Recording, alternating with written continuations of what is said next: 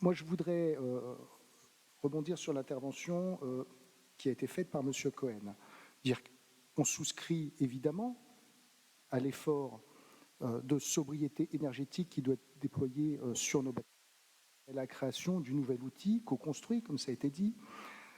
Co-construit, ce n'est pas un mot dans le vide, ça veut dire qu'on va travailler ensemble avec plusieurs collectivités, institutions, et on va essayer d'être plus efficaces ensemble que séparément. C'est ça, co-construit, ce n'est pas que pour faire joli, c'est un problème pour tous, donc on va essayer de le résoudre, je ne crois pas, mais en tout cas d'avancer ensemble. Moi, je voudrais, une fois n'est pas coutume, avoir un propos un peu plus politique et élargir mon propos. Parce que, le maire l'a dit au début, on est dans une situation de précarité énergétique qui pénalise une partie importante de notre population. Pour les collectivités locales, c'est un cauchemar, évidemment, puisque ça grève nos capacités d'action sur tous les sujets qu'on a évoqués ce soir. Et ce renchérissement du coût de l'énergie, il est dû à la pénurie énergétique que nous traversons. Et moi, j'ai quand même envie de dire ce soir, comment on en est arrivé là? Comment on en est arrivé là et comment on peut en sortir? La sobriété, c'est une voie, mais c'est loin d'être suffisant. On en est arrivé là parce que nos gouvernants, depuis une dizaine d'années, ont surenchéri dans le haro sur le nucléaire. Le haro sur le nucléaire. Moi, je me souviens de débats présidentiels où il y avait surenchère entre les candidats. Moi, j'en ferme un, toi, t'en fermes deux, moi, j'en ferme trois, etc. C'était la surenchère à qui allait fermer le plus de réacteurs. C'était le gros sujet de la campagne. Et évidemment, on allait mettre pour compenser la baisse de cette production énergétique en face des énergies renouvelables qui se sont mis en place, mais pas au rythme suffisant permettant d'assurer le remplacement, l'équilibre. On a ainsi créé, et c'est nos dirigeants qui l'ont créé, en sous-investissant dans la filière, en fermant des réacteurs, on ne développe plus la filière nucléaire, une crise de pénurie énergétique. Alors je ne parle même pas de nos voisins. L'Allemagne a imaginé de pouvoir lier son destin énergétique avec la Russie. On rêve. On rêve. Comment une telle aberration politique a pu voir le jour où maintenant c'est Poutine qui décide qui en Europe a le droit d'avoir du gaz, n'a pas le droit d'en avoir. Ce qui veut dire que notre doctrine, issue des temps du gaullisme, mais qui avait traversé les septennats suivants, de l'indépendance énergétique, elle était fondée. Nous devons avoir une indépendance énergétique. Si nous n'avons pas d'indépendance énergétique, nous n'avons pas d'indépendance politique, et donc nous emmène dans les situations dans lesquelles se retrouvent nos voisins, où maintenant on voit que des gazoducs sont cisaillés au milieu des océans avec accusations réciproques. Alors les choses ont changé, ont commencé à changer au mois de février. Au mois de février, il s'est passé deux choses intéressantes. Le 2 février, la Commission européenne a dit « le nucléaire est une énergie verte ». Le nucléaire est une énergie verte. Pour reprendre la présentation du maire tout à l'heure, mais il sait que c'est en souriant, on pourrait dire que c'est une green tech. Voilà, le nucléaire est une green tech désormais, puisque l'Union européenne l'a reconnu ainsi. Et puis, on a eu, toujours le même mois, le 10 février, le discours de Belfort, du président de la République, qui a complètement changé de stratégie. Relance de la filière, réinvestissement de la filière, une première tranche de 6 réacteurs, une deuxième tranche de 6 réacteurs, etc. Donc, on a, depuis cette année, compris qu'il n'y avait pas d'avenir énergétique de ce pays sans le nucléaire, et je voudrais le développer. Je pense qu'on partage l'objectif du zéro carbone 2050. C'est un objectif prioritaire. Prioritaire, donc une stratégie nationale bas carbone. Si on regarde 2-3 données, aujourd'hui on consomme 1600 TWh sur le territoire national, toutes sources d'énergie confondues, et on doit réduire de 40%. Donc on doit passer aux alentours de 900-930 TWh. Mais aujourd'hui, l'électricité représente 25%. En 2050, elle représentera 55%.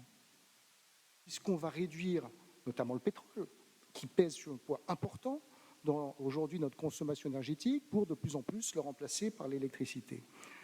Donc ça veut dire que entre aujourd'hui et 2050, on ne va pas baisser notre consommation électrique, on l'estime aujourd'hui à 400 TWh, on va l'augmenter, certains disent 500, certains disent 600.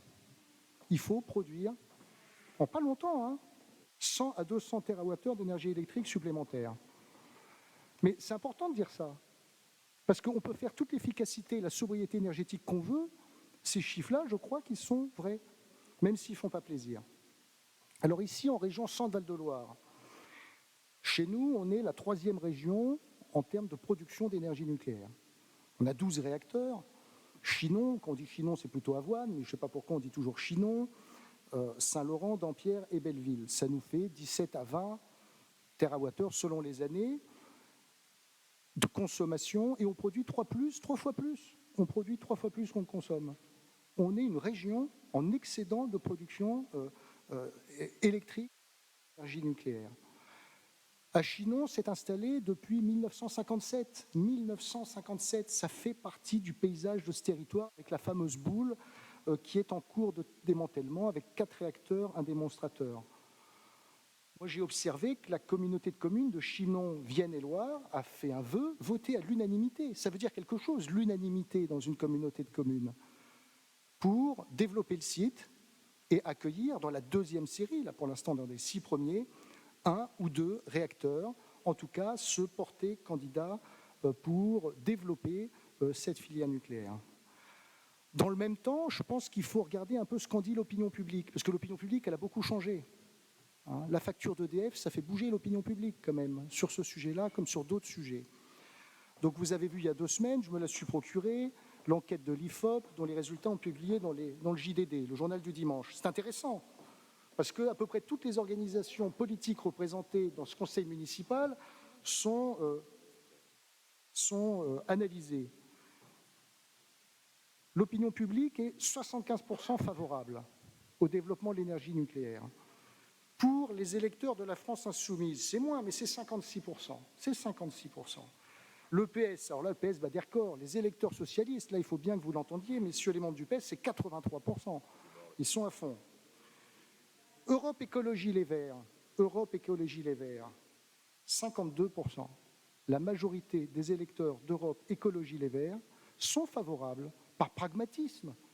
Parce qu'on voit bien qu'aujourd'hui, la crise dans laquelle on est, les solutions qui s'offrent à nous ne sont pas infinies au développement de l'énergie nucléaire. Donc quand je dis ça, c'est parce que les causes que nous subissons par des mauvaises décisions de nos gouvernants au cours d'une décennie, ont contribué à la pénurie énergétique et à toutes les difficultés que nous avons aujourd'hui. Tous les surcoûts qui vont pénaliser les collectivités, tous les problèmes de pouvoir d'achat pour les usagers, et tout le monde en paye le prix aujourd'hui. Alors oui, le mix énergétique, mais vous-même, vous en mesurez la difficulté. J'ai entendu tout à l'heure avec intérêt les 1500 m² de photovoltaïque que vous allez déployer. C'est bien. Mais depuis le début du mandat, en 2 ans et demi, combien de mètres carrés de photovoltaïque avez-vous réussi à déployer? Ce n'est pas de votre faute, c'est compliqué. C'est compliqué. Mais on ne peut pas, dans le même temps, dire urgence climatique et faire des projets dont on sait qu'ils sont lents et compliqués, puisqu'ils ne permettront pas d'atteindre les niveaux de production électrique dont nous avons besoin pour réussir. Pardon, monsieur ? Je suis ravi qu'il y ait un débat sur ce sujet, monsieur Sebaoun. Mon but ce soir, c'est de le provoquer, donc si vous réagissez, ça me va très bien. Et je serais ravi de vous entendre avec attention comme vous le faites. Je pense qu'il n'y a pas d'idéologie énergétique à avoir. Il y a un pragmatisme qu'aujourd'hui, on a perdu de vue. Donc mon propos ce soir est simple. Sobriété, oui. Créer des outils d'efficacité, oui. Mais il faut investir et développer l'énergie. Il faut investir dans un mix énergétique dans lequel les énergies renouvelables, l'hydrogène, le photovoltaïque, mais aussi l'éolien, dont on voit toutes les difficultés qu'ils rencontrent à chaque fois qu'on veut mettre 3 éoliennes avec les populations, les collectivités, etc. Donc ça prend 5 ans, 10 ans quand ça se fait. Pour l'instant, ça ne s'est pas fait. Et sans ce mix, on n'atteindra pas nos objectifs de neutralité carbone en 2050. Je vous remercie de m'avoir écouté.